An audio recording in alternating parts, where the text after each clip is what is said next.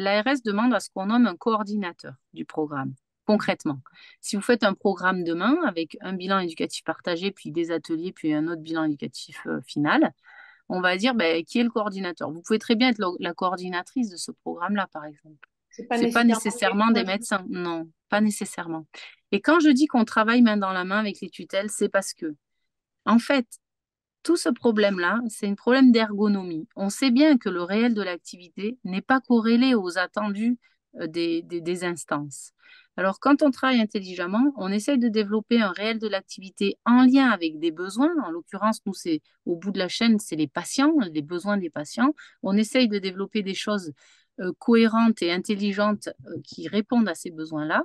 Et quand on voit que ça fonctionne et que ça fait le job de convenir aux besoins, alors on va prendre rendez-vous avec l'ARS et leur dire, mais regardez, quand on fonctionne comme ça marche.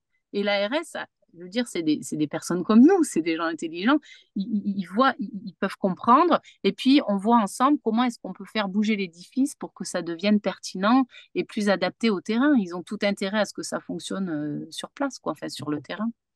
Donc, il ne faut pas se couper de ça, se couper oui, de co-construire. Volontairement, j'évite le terme rendre des comptes.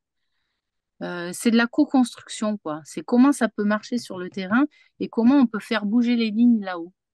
Donc, on a fait déjà changer une chose à l'ARS par rapport au premier programme.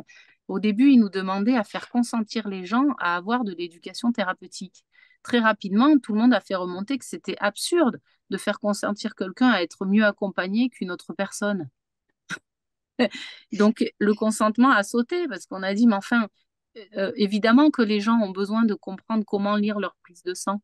Évidemment, s'ils le demandent, qu'ils ont besoin de savoir comment faire de l'auto-hypnose, comment drainer leur œdème.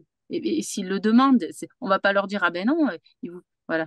Donc, on a levé cette obligation de consentement, de faire signer des consentements, par exemple.